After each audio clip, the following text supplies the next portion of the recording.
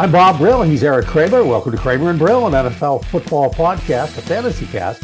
Each week, my co-host, former Bears and Lions quarterback Eric Kramer, and myself delve into your fantasy football choices and hopefully help you out on your way to victory. Find out more by going to our website, kramerandbrill.com, or on my Bob Brill YouTube channel. Well, before we actually get to the fantasy playoffs and recaps and looking at the games this week, we had this tragedy on Monday Night Football. Now, we're recording this on Tuesday, and we just got word from the NFL what the latest is as far as how they're going to handle this coming weekend and the game that was suspended. I think, as most people know, Damar Hamlin suffered a cardiac arrest on the field during the game last night, and the game, he's in critical condition as of this recording, and the game was suspended and then postponed. As far as the game goes, the NFL has issued a statement just moments before we came on the air. A Monday's game between the Buffalo Bills and the Cincinnati Bengals will not be resumed this week. And they went on to say no changes have been made to the Week 18 schedule. The NFL has made no decision regarding the possible resumption of the game at a later date. The league has not made any changes to Week 18. They'll continue to provide additional information as it becomes available. And it sounds like to me what they're trying to say is they're not going to play the game this week. They can't. That would be kind of crazy to get the players together, play the game, and then play a few days later. The option seems to be that if this game, the results of this game, would have affected the playoffs. Now, both teams have clinched playoff spots, and they're not going to lose that. But if it affected the playoffs, then they could play the game on Monday, because there's no Monday night game.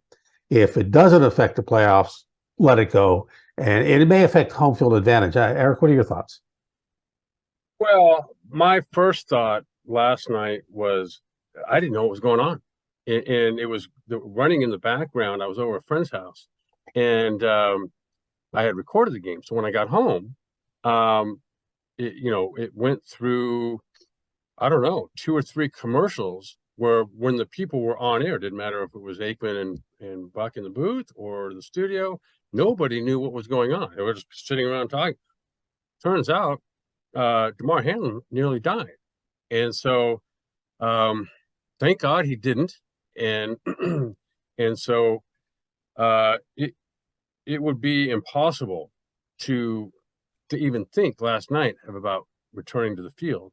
And so I'm glad the NFL has found a way to not play this game, given that it's not going to affect any playoff implications. What I'm surprised at, and I know I joked about this with you earlier, was that they didn't seem to take in account the NFL fantasy leagues. And so this is all a bunch of people's getting into the playoffs themselves. And so I'm just, like I said, I'm thankful to both Damar Hamlin and his family and close friends and teammates that he's still with us. And that for all intents and purposes, that's really all that matters. Yeah, that's the main thing here. And the hit, whether the hit brought on the cardiac arrest, or whether the cardiac arrest was there, or in recent years we've had a lot of players who didn't know they had some sort of heart problem, enlarged heart or things like that, and things like that come out. And this is the only time that I can remember that the NFL has actually stopped a game and then didn't play it. I mean, they took a lot of criticism in 1963 when JFK was assassinated, and they didn't cancel the weekend's games. And then the game with Darryl Stingley, which was a Monday night game, where he was hit and paralyzed. They didn't stop that game. You mentioned Utley and also Ryan Shazier, and I'm sure there were others too. And so it just shows another thing. We're in a different time period. The sensitivities are more, and a lot of that I'm sure comes from the head injuries and everything else that has happened, and mental health issues, which we've talked about before and you've experienced as well. So, well, the fantasy playoffs, I'm going to throw this out there because in my personal league, which we've had for almost 20 years, we have a decision to make, and as commissioner, I had a decision to make, and that is that game is affecting who is going into the championship game against the team that's already locked into the championship game.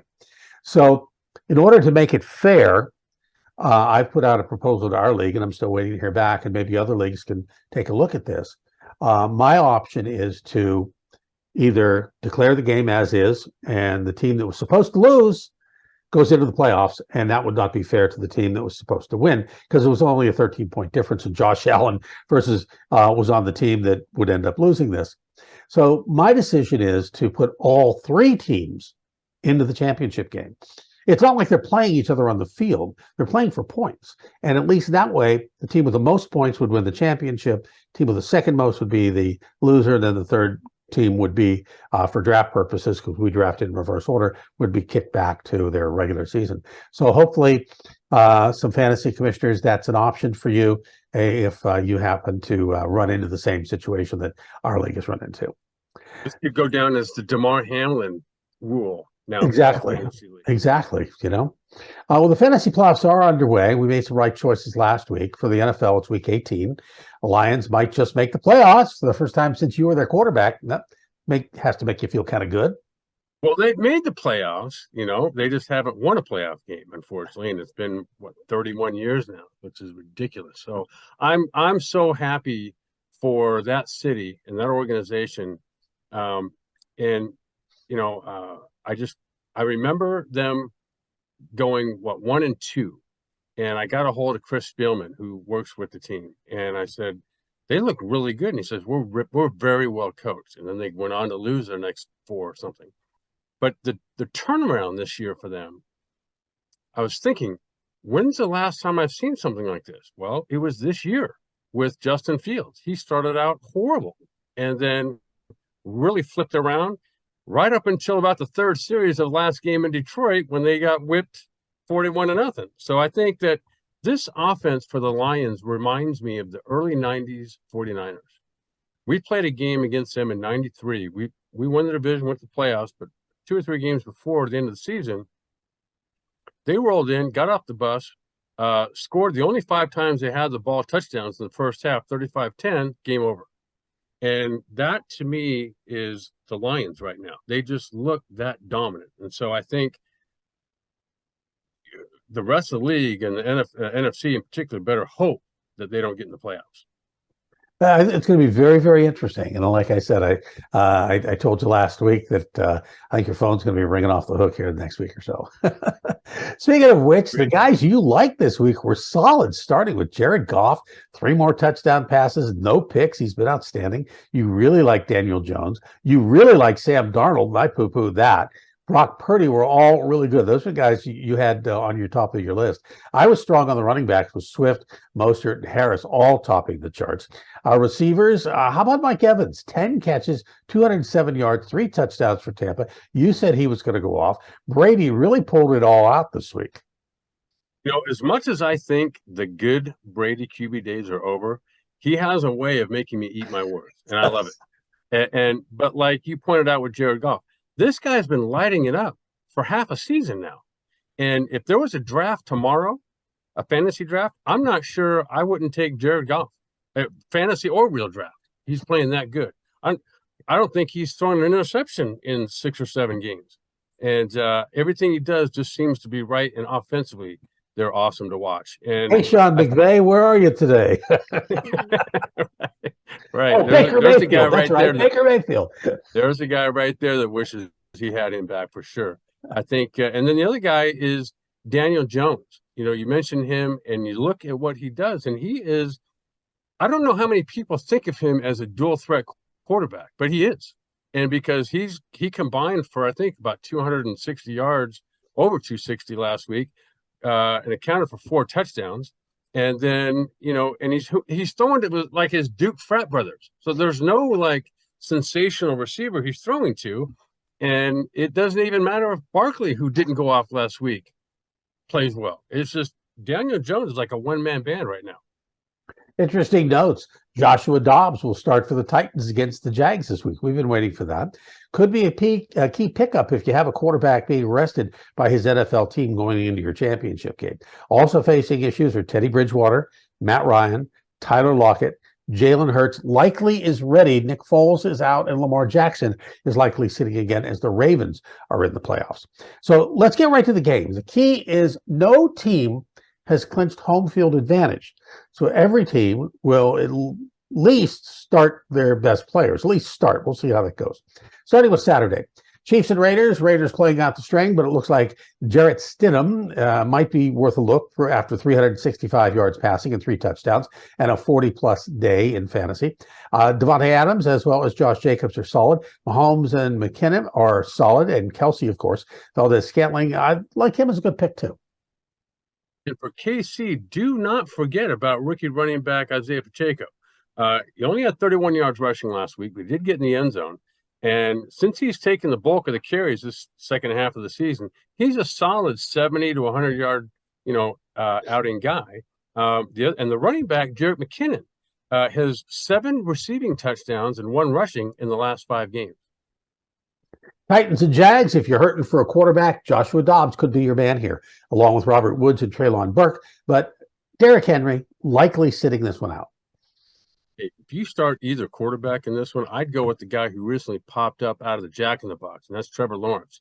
Last several weeks has been playing great. Not huge numbers last week, but against Houston, but they've won 4 in a row. And the first of those were when they hung 36 on the Titans, and Lawrence put up over 360 yards to the air and accounted for 4 touchdowns. Sunday games, Bucks and Falcons, Brady, Evans, and Godwin for sure. I'm good with Patterson, London, and Algier, who went over 1,000 yards last week in rushing for the season. And I'm thinking the Bucks D that woke up last week against Carolina Panthers, I'd be cautious about starting either Algier or Patterson, but I'm good with Drake London and all the Bucks offensive players you mentioned, I think, as well. Patriots and Bills, must game for New England, and I like Mac Jones here. I'm good with Stevenson, too, along with Jacoby Myers. Bills, well, we just don't know. So I'm going to leave that one go. We just don't know what's going to happen there. So your comments. The one Patriot I'd add to this is tight end Hunter Henry. As you said, they're desperate to get this win to get in the playoff picture. Henry only has 2 receiving touchdowns in the year, but I can see him being more part of this red zone game plan this week. As you said, if the Chiefs win and the Bills have nothing to play for, they're likely to sit defensive starters as well. Remember, safety Damar Hamlin is the guy who went down last night, and keeping the playoff picture in mind, his backup would be the starter, and then he could end up also sitting. So I think for that reason, Hunter Henry stands out to me as a legitimate start. Vikings and Bears. Vikings could be playing for home field, so I'd start key players like Hawkinson. Well, Naylor and Osborne did step up last week, so you might keep an eye on them. Don't expect Jefferson to be held to just 1 catch this week. Bears, well, you can sit all those guys. We all know it's the Vikings who actually own the Bears. Remember the Week 5 game where Cousins was unconscious and Jefferson had, 12 catches for over 150 yards, even threw a pass. Dalvin Cook went over 100 combined yards with a couple of touchdowns rushing.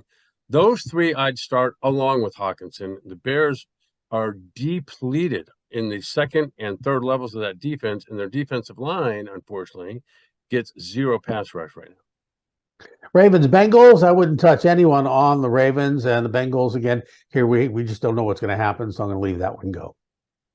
Offensively, even if they sit the starters, the Bengals have explosive backups everywhere. Pirine at running back. Tyler Boyd, I would expect to start and play a lot. Trenton Irwin came alive last week with a couple of touchdowns against the Patriots. And then if Brandon Allen ends up stepping in for Joe Burrow, he can sling it. So I think the Bengals are offensively just deep.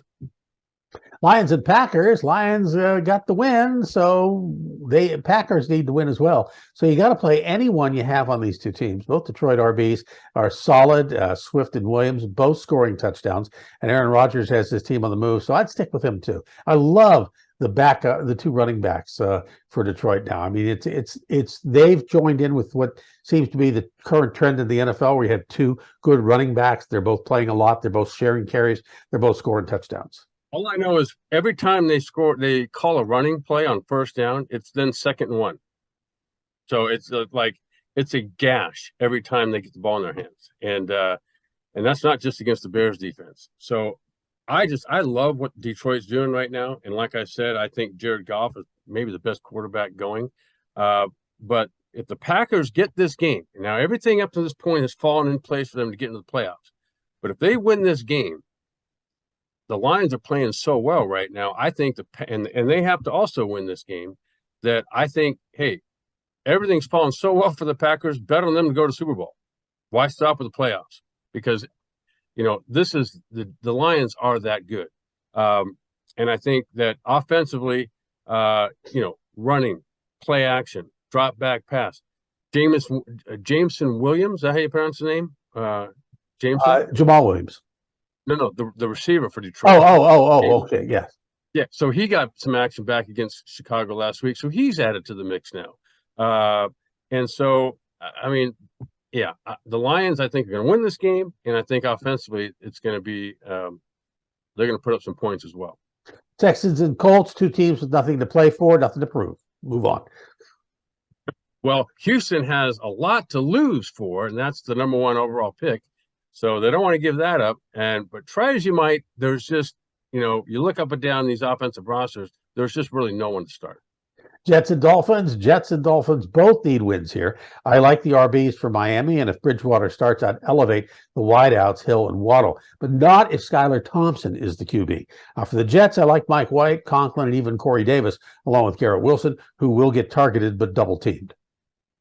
The Jets are a solid defense. So with either Dolphins quarterback playing, which is going to be a backup, there's just not much to get excited about lately in Miami. Possibly Mostert, though, at running back because of his speed and what he also gives you, not just as a running back, but as a receiver out of the backfield.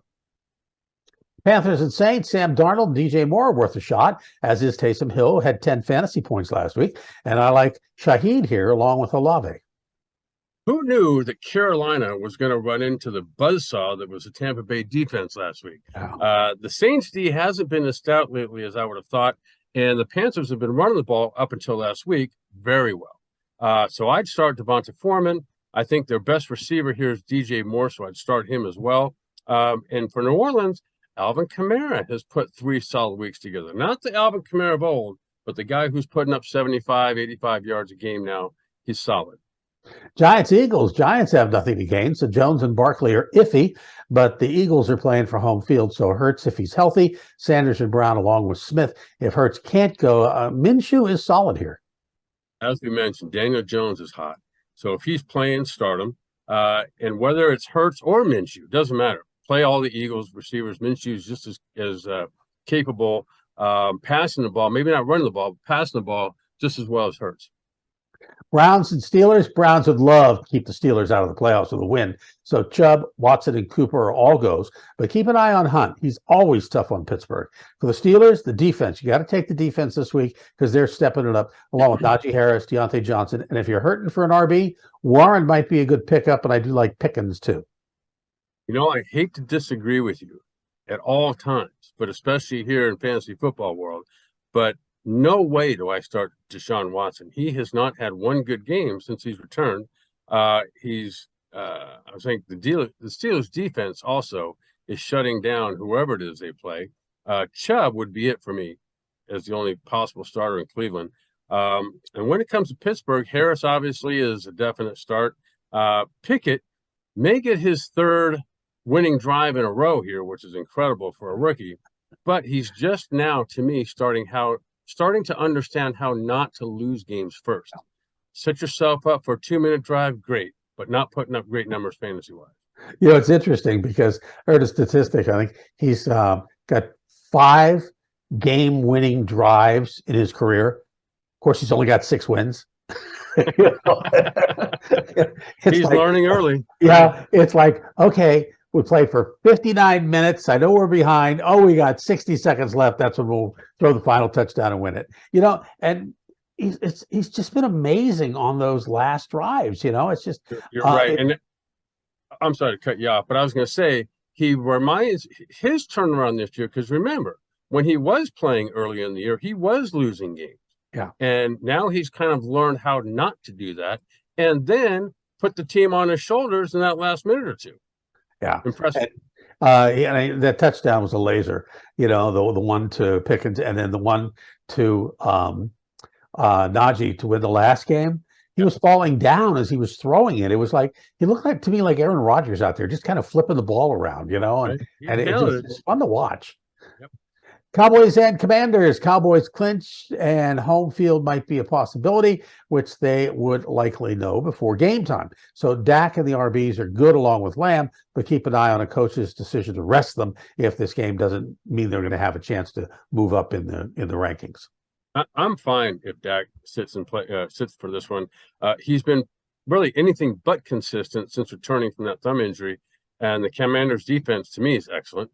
I do like Lamb though, and a possibility maybe of T.Y. Hilton, who's starting to sneak his way up the chart. Chargers and Broncos. Chargers have nothing to play for, so you might see the starters get rested, and the Broncos are playing for pride. So Wilson may be a decent start this week. Yeah, not sure if as far as the Chargers go, if they're going to be sitting anybody, but if he plays, definitely the offense runs through Eckler now and has for a while, and so even though it doesn't appear they might not have something to play for, they've got a 5-game winning streak to play for. So going into the playoffs, that's a momentum. That momentum's real. You don't want to give that up for free. And so if they do all play, then obviously they got a great quarterback. Williams and Allen on the outside are awesome. And so, yeah, I see the Chargers annihilating the Broncos here. Rams and Seahawks. Rams have nothing except pride, so Akers is worth a look. But the Seahawks, they're playing for a possible slot in the playoffs. So go with anyone on this team. Lockett might be out, though, so keep an eye on him.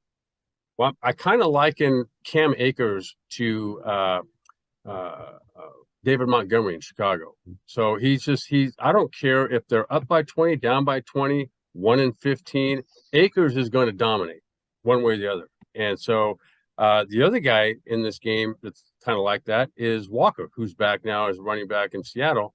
And I'd say those two guys in this game are about it. And looking at the Cardinals and Niners to wrap it up. Cardinals are a sit, but the Niners could be playing for home field. So anyone on this team is a solid go, and I'd go with anyone, period. Other than the Lions, this is probably the hottest team top to bottom in football is the 49ers. And so you've got, again, Ayuk, McCaffrey, Kittle. Not sure if Deebo Samuel is going to play in this one. And so there's 3 guys right there. And then don't forget about Brock Purdy. And there you have it. Another edition of Kramer and Brill. Find out more by going to our website, kramerandbrill.com, or on my Bob Brill YouTube channel. From our friend and colleague Eric Kramer, I'm Bob Brill. We'll see you next time.